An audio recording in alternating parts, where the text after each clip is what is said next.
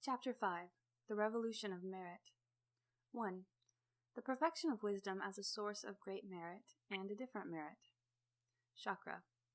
Let us again consider two people.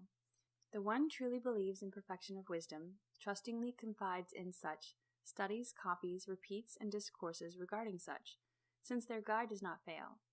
And as this one hears this exposition, this one also unhesitatingly resolves to not abandon this perfection of wisdom, surely so greatly profitable, so great an advantage, so great a fruit, so great a reward, endowed of such great qualities. This one guards and perseveres such as this, for such as exceedingly hard to develop, and by oneself one honors, reveres, and adores this. Now, the other person first venerates this, and now gives a copy to another son or daughter of good family, who, having aspirations towards this, and eager, asks for such. Which one of these two persons begets greater merit? On this one hand, the one who intends to give this all away, or on the other hand, the one who does not? The Lord. I question you on this point, and you may answer to the best of your abilities. If this one person by oneself is to honor the relics of the Tathagata after one's parinirvana, minister, revere, and persevere these relics, and now, if this other not only oneself honors these relics of the Tathagata, ministers, reveres, and preserves these, but in addition, reveals these to others, gives these away, and shares them, knowing hereby the reverence of these relics will become even more widespread, and from compassion and true sympathy for beings. So answer now, Kaushika, which one of these two persons begets great merit, and which a different kind of merit? The one who, while worshipping them oneself, reveals, gives, and shares these with others, or the one who by oneself singularly worships these? Chakra. Surely, Lord, the one who shares these with others. The Lord. So it is, Kaushika. Any person revealing perfection of wisdom for others to behold and develop, as regards inclinations, always seeking to help others, purely intent on revealing such completely, anyone on the strength of this begets greater merit, and indeed not merely greater merit, but a different merit altogether. For such merit has no limit, and as such is beyond any determinations of lesser and greater, and indeed other than any determinations whatsoever, which might be even recognized as merit.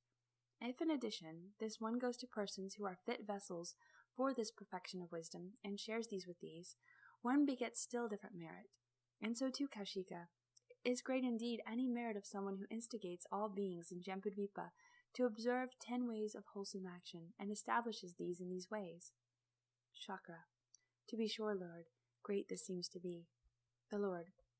Different even still is any merit of someone who makes a copy of this perfection of wisdom, believes in and has faith in such, faith serene and firm, who constantly reveals one's thoughts toward enlightenment, and with earnest intention gives this perfection of wisdom to another bodhisattva, who steadily reveals one's thoughts to enlightenment, who does first of all perfect oneself by tireless writing and reciting, and after much zealous labor, one persuades the other bodhisattva, explaining this perfection of wisdom, instigating to such, filling one with enthusiasm for this, making such a one rejoice in this, and does by one's words lead one to this, educate one in this, illuminate these beliefs to such a one, cleanse one's thoughts, and remove one's doubt, and who addresses such a one as follows.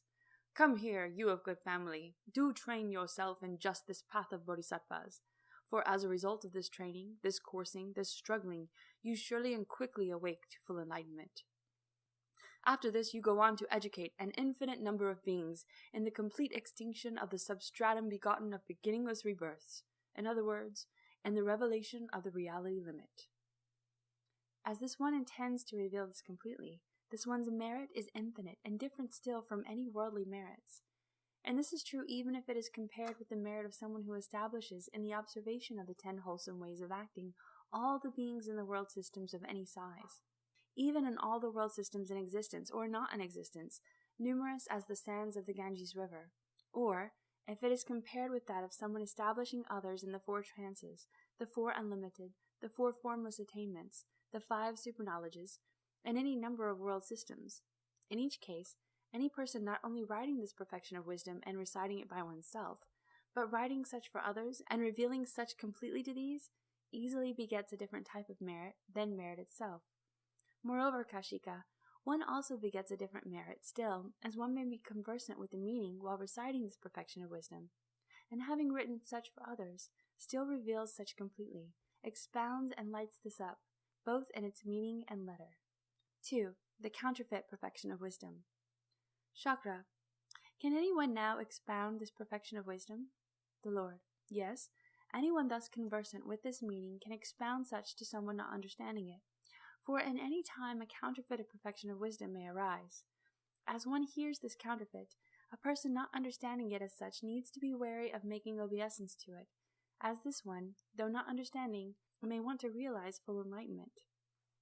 Chakra. How might one recognize in any time if and when the counterfeit perfection of wisdom is expounded? The Lord. In any time here be monks and nuns whose bodies are undeveloped, whose moral conduct, thought, and wisdom are undeveloped, who are stupid, dumb like sheep, without wisdom. As these announce to expound perfection of wisdom, these actually expound its counterfeit. These expound the counterfeit perfection of wisdom by teaching impermanence of form, feeling, perception, impulse, and consciousness, is to be interpreted as destruction of these just mentioned skandhas. To strive for such insight, according to them, is coursing in perfection of wisdom. But on the contrary, do not view impermanence of these skandhas as destruction of such. For to view things in such a way means to course in the counterfeit perfection of wisdom. For this reason, Kaushika, does one with understanding expound effortlessly and correctly the meaning of truth and in perfection of wisdom. By so expounding this, one realizes different and limitless merit. 3. The perfection of wisdom unlimited and different than any other spiritual gift.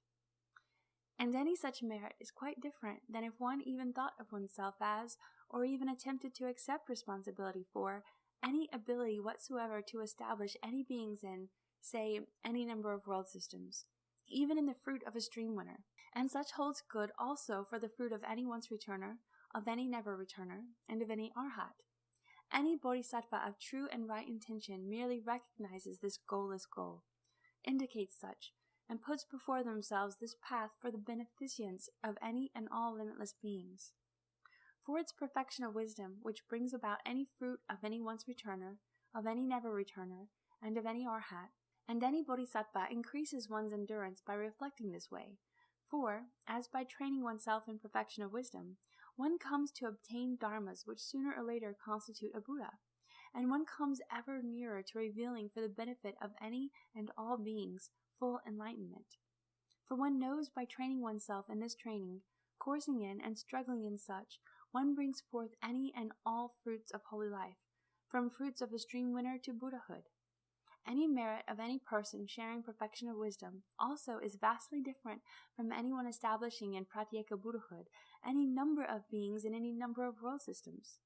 Moreover, Kaushika, as someone reveals any such thing as is for full enlightenment to the hearts of as many beings as are in Jambudvipa, and someone else not only indicated how it is possible for these to reveal their very hearts to full enlightenment, but also in addition gives these a copy of this perfection of wisdom, or as one such as this presents a copy of this perfection of wisdom to an irreversible bodhisattva, in consideration of any possibility that this bodhisattva may allow oneself to be trained in such, make endeavors about and develop such, and as a result of any growth, increase or abundance of the perfection of wisdom, fulfill the Buddha dharmas. Now, compared with the former person, one begets a vastly different type of merit. For certainly once one is awakened to full enlightenment, one cannot help but to indicate the end to the suffering of countless beings. Thus, one's merit is vastly different, even as the other person thinks to raise to full enlightenment the hearts of any number of beings in any number of world systems. Or let us again compare two persons.